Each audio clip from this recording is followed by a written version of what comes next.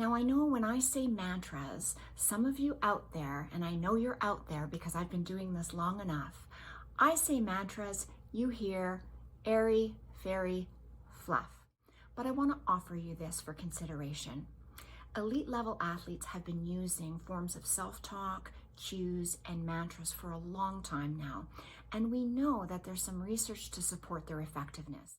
So if it's good enough for an Olympian,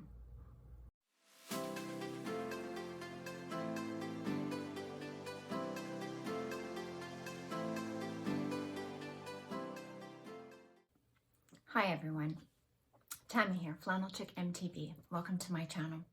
In today's video, we're going to talk about mantras, and I'm going to introduce to you two different kinds of self-talk you can start using today on your bike, whether you are a beginner or advanced rider. So there are so many strategies that we can pull from sports psychology that can benefit us as mountain bikers, regardless of the level that we ride at.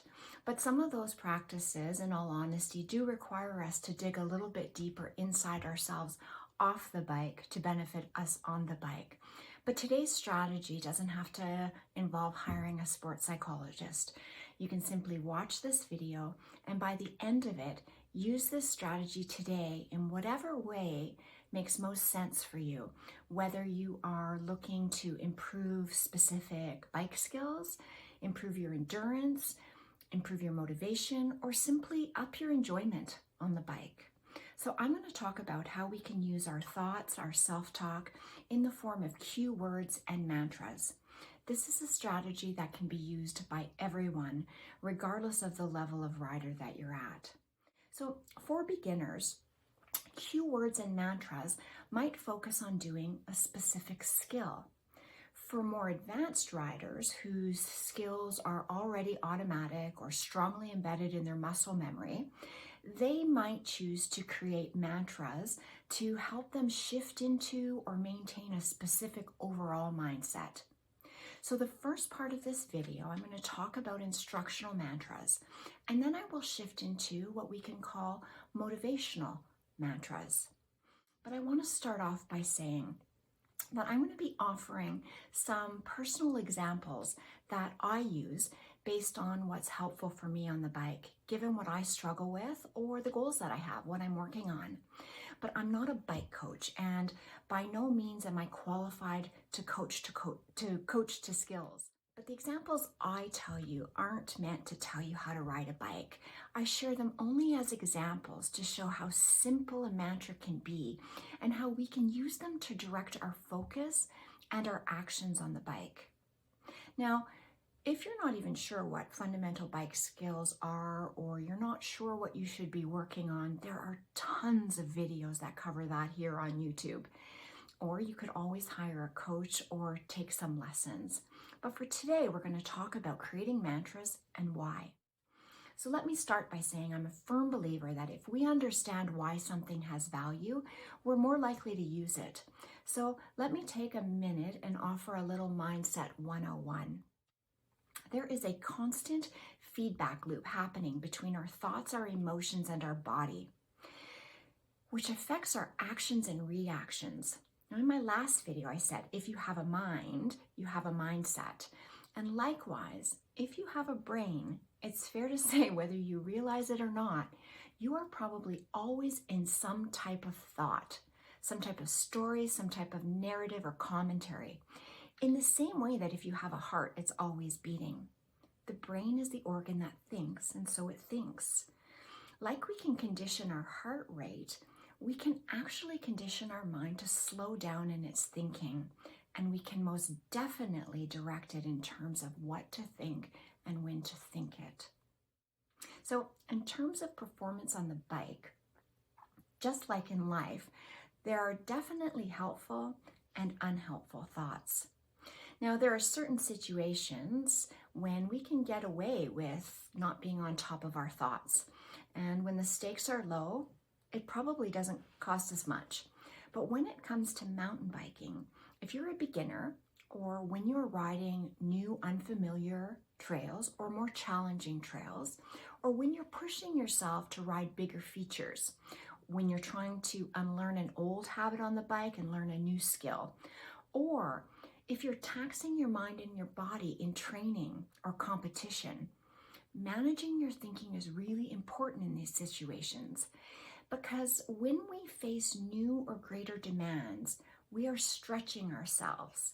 And stretching and learning places a demand on us, and demands create stress. And when we are stressed, we easily default to stressful thoughts, stressful types of thinking. And if we aren't intentional in our thinking while we're under stress, our rational mind can more easily get hijacked. And we end up in a place in our brain where complacency, fear, panic, or autopilot are driving our reactions. Well, and it's in those situations where we end up doing something silly or regrettable on our bike, and we never even saw it coming. Intentionally using a certain type of mantra, you can help avoid being hijacked or unintentionally going into an unhelpful autopilot mindset. When we use self-talk in the form of cues or mantras, we are essentially giving our brains something helpful to chew on, like a dog with a bone. Now, if you have a puppy, you know, if you don't give a puppy a bone, he'll chew on your shoes or the furniture, not because he's naughty, but because puppies need to chew. And our brain likes to think. So if you don't give your brain something specific to think on, it will probably find something. And again, in times of stress, what the brain focuses on is not often what's the most helpful. So when you are riding, for instance, a challenging section of trail, or riding a new feature, practicing a new skill, or pushing yourself in any way outside your current comfort zone, your nervous system is to some extent aroused. And it's in this heightened state that we so very easily move into what I call my holy crap part of my brain, which leads me directly to holy crap reactions. Or the part of my brain that I call my Eeyore that tends to think woe is me and tends to give up easily. So when we want to try and interrupt that and stay in the rational, logical part of our brain, we can do that by giving our brain something to chew on, something to focus on. This is why the two types of mantras I'm going to share with you today can be so helpful. Now, the first type of self-talk or mantras I will share about are called instructional mantras, instructional self-talk, and it is exactly what it sounds like. Instructional self-talk or mantras are used to instruct our brain and body what to do. Depending on what skill I might be practicing on a specific ride or the demands of a trail that I find myself in, I have a bunch of instructional mantras that I can pull out of my pocket and use.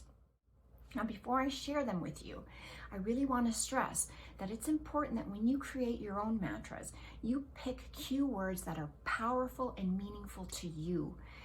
The words I use may not have much meaning or power behind them for you. And the truth is, the more personal, specific, and meaningful your cue words are, the more powerful a mantra is. So let me share with you my first instructional mantra that I use, and it's based on a fundamental skill. So again, although I'm not a mountain bike coach, I think I can fairly say that one of the most important skills in mountain biking, regardless of the trail you're riding, is to look ahead. Now, this seems so simple, and yet being consistent with this skill is so hard for so many of us. I was actually just listening or watching a YouTube video with a well-known EWS rider and his very experienced riding buddy. And it was so great to see the two expert riders talking between themselves about the need to remind themselves to look further ahead and to scan the trail. So it's probably fair to say that this comes up for everyone at some point. And I actually think there's a biological reason for this. When we are nervous or in high-stake performance situations, we can get a form of tunnel vision, I guess for lack of a better word. And this can be helpful in some situations in life. But on the bike, it has us staring at our front wheel or directly at the trail immediately ahead of us. Now, we do this unknowingly as a protective mechanism. Our brain is looking for imminent threat and it's trying to lock in on the danger. And this is why I think it's such a difficult skill for brand new riders to execute when they're at all nervous or scared. And so in my case, unless I am very directive with myself, when I am under stress, this form of tunnel vision happens without me even noticing it. And instead of scanning the trail and looking ahead with a soft gaze, I end up staring at my front wheel, and I end up not being where I need to be on the trail because I wasn't looking far enough ahead to plan. Or I stare at all the jank that scares me and I either hit my brakes to avoid it or end up riding right into it. So when I'm riding a new trail or a technically more challenging trail that pushes me outside my comfort zone, I know to some extent that this is likely to happen. And it's more likely to happen because under stress and under these conditions, this is normally what the brain does. So I will repeat one or more of my mantras for this skill. I might repeat to myself, look ahead, look ahead, look ahead. Or spot your exit, spot your exit, spot your exit. This forces me to be looking ahead. So although intellectually and from a experience point of view, I know I should always be doing this, and I am more than crystal clear what a huge difference it makes if I do this simple skill of looking ahead. And yet, even though I know all that, I don't always do it because my brain gets hijacked and starts focusing on the danger in front of me. So this simple mantra serves like a mental command. It tells my brain and my eyes what they should be doing and helps keep my mental focus where it needs to be, looking ahead. Now, for me, when I fail to use this or I fail to implement a mantra, my brain goes to the holy crap, holy crap, holy crap, or oh my God, oh my God, oh my God kind of self-talk. And this self-talk leads me directly into the danger zone in my brain and increases the chance of unhelpful reactions or panic reactions that, as we know, can lead to all kinds of poor choices despite logically knowing better. Now, the second instructional mantra that I use is one that I pull out of my pocket when I'm riding technical trails. Now, I love tech, but one of my biggest challenges in riding technical trails, dating back to day one, is when I'm riding rooty, rocky, chunky, spicier trails, my difficulty is speed. Because I don't like speed and because I don't always trust my skills, I tend to ride slowly in an attempt to give myself the time I need to find a line that I like or to figure out if there's anything up ahead that might kill me. But because I'm tentative, I go too slow. And then I end up getting hung up on roots and rocks. Sometimes I come to an unintentional dead stop on a steep or janky section. And as we know, that's when bad things happen. In fact, the last 2 injuries I had were a direct result of this. And I will admit to you, I was not using a mantra in either of these situations. And in fact, in both of these situations, I wasn't in a helpful headspace at all. And for a lot of reasons that I won't get into, I didn't take the time to pause my ride and adjust my mindset and my commitment level. So one of my favorite simple mantras on rocky, rooty tech trails is simply to repeat to myself, keep it rolling, keep it rolling, keep it rolling. Rather than putting my focus on all the chunk that I know my eyes will look at and my brain will lock into, I tell my brain its only job, and that is simply to focus on whether my wheels are turning and carrying enough momentum. The intention of this mantra is simple: keep my wheels turning. Now, if I notice I'm starting to lose momentum, I may even say my mantra forcefully and out loud to myself as a command. Tammy, keep it rolling, or Tammy, let up, let up, let up. As a newer rider, there really is only so much I can concentrate on at one time. And so the most important thing I can do for myself in this type of situation is simply to keep my bike moving so I don't tip over or go over the bars. So my mantra focus only on that one thing, and I trust my skills and my bike to do the rest. The third skills mantra that I often use is think square. Now, this won't have much meaning for you, but it has a lot of meaning for me. This one is helpful when I need to be in a more aggressive body position. Now, sometimes I'll repeat chin to stem, or a lot of the women I ride with like boobs to bars as a mantra, but think square has a little more to it for me. I have a couple of photos of me where I notice I'm in a strong, aggressive position. And by that I mean I'm low, I'm centered on my bike with strong arms. And when I see myself in those photos, I see how that body position creates sort of a square between my shoulders, my bars, and my arms. And this visual of the square reminds me of the saying to square up. So I use the mental image of that picture as the example of what I want to do, and I anchor it or associate it to my cue words. Think square. And this is just enough to remind my brain and body what to do on a section where a more aggressive stance is helpful. I tend to use a lot of mantras that tell my brain what to do.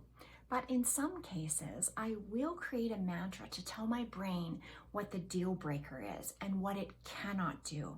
So for instance, if I'm riding a feature that I know hitting my brakes on will lead to a world of hurt, I simply might create an instructional mantra as easy as no brakes, no brakes, no brakes. And I will repeat that mantra to myself until I'm past the point when it's safe to use my brakes again. Now, I have mantras for riding steeper sections of trail, for riding tight corners, which I kind of suck at, and ones that I created this past summer when I began to try to learn to do drops. I won't go into details about those, but I do want to share one more of my instructional mantras, because if you are a newer rider, it might be helpful for you to create a mantra to help you relax your body on the bike. Now, as a beginner, you might actually be riding pretty stiff or tense most of the time. That's to be expected. So feeling tense on your bike might be your normal. And in the beginning, you might even have a hard time differentiating whether you are relaxed or not. But one of the ways that I know I'm riding tense, especially at a bike park or when I'm riding downhill sections, is that my hands get sore. My tendency is to death grip my bars when I'm nervous or even when I'm tired. So when I notice my hands are sore, it's my clue that I'm probably riding tense and stiff. So I simply use the mantra, heavy feet, light hands, heavy feet, light hands, or even more simple, dip your heels, dip your heels, dip your heels. This tiny little reminder to focus my weight in my feet, which automatically takes some of the weight off my hands and immediately leads me to relax on the bike. Because our mind, body, and emotions are in a constant feedback loop, just the action of softening my grip alone helps me relax. But it requires me to ground my feet into my pedals for stability. And those two things together lead me to immediately feel more secure on the bike and then more relaxed, regardless of the trail that I'm riding. Now, instructional mantras are really helpful anytime you're trying to learn a new skill, reinforce a new skill. So they are really great go-tos for beginners. But the second type of self-talk or mantra that's popular for all levels are what we call motivational mantras. I'm not going to go into too much detail about these, except to highlight what they are and how you might use them. So motivational mantras can be used to create an overall mindset. They are very helpful in situations where we are pushing through our personal limits, when we need to tap into reserves in endurance situations on a long ride or in a multiple stage race, when conditions are poor, when you're on a steep, punchy climb, when you start to feel gassed, or in situations when maybe you need to embody a very specific mindset like grit, growth, resilience, bravery, confidence, or to come back after an injury, or to mentally reset after a setback or a crash. So mantras can be used even for things like increasing our joy on our bike, to remind ourselves to not take our ride so seriously, to give ourselves permission to walk away and try a feature on another day, to remind ourselves not to compare ourselves to others, to cut ourselves some slack, and even to praise ourselves. This type of intentional self-talk can be helpful for influencing our mental and emotional experience on a ride. Now, a couple final tips. When you first start using this strategy, it can be very helpful to practice your mantra in situations when you can execute it successfully. Don't wait till you're on the steepest, hardest trail you've ever ridden or about to drop the biggest drop of your life before you try to use your mantra for the first time. Ideally, you'll want to pair your mantra with the action and practice it often while doing the behavior or action correctly. So asking your body to relax on a terrifying section when you've never practiced relaxing your body on the bike before is probably not going to be as helpful as having trained your body and mind to flip that switch. Finally, the more personally meaningful and rich your cue words are, the stronger your mantra will be. So choose strong words. Cue words and mantras get stronger and more powerful the more they are used effectively. So start perhaps by creating some mantras for yourself and begin practicing them in situations on trails and features that you know you can execute on that skill. And if you are a brand new rider, that might mean practicing your mantra on the sidewalk or in a field while you look ahead, relax your posture, or practice your aggressive position. Now, in a nutshell, our brain is always thinking, and sometimes what it decides to focus on and think on is not very helpful. In using a mantra, we give it a bone to chew on, a direction to focus on that will be more helpful than simply leaving it to chance and possibly being hijacked by complacency, discouragement, fear, or panic. Now, because our mind doesn't exist in a vacuum, there are a lot of other strategies for working with mindset on the trails. And in future videos, I would like to take some time to share with you some of those strategies and how we can work with emotions like anxiety, fear, doubt on our bikes. How to know when to push ourselves or when to simply say, not today. How we can help ourselves bounce back after a setback or injury, and how we can even use our body to create more helpful mindsets. Now, in my next video, I'm going to share with you what I think are some of the most common fears that new mountain bikers have, even if they don't admit it. I hope there was some value in this video for you. I really would love to hear how you work with your self-talk on the trail or any mantras that you're already using. I would especially love to hear if you're going to create some new mantras for yourself as a result of watching this. So please leave a comment below, and happy riding, everyone.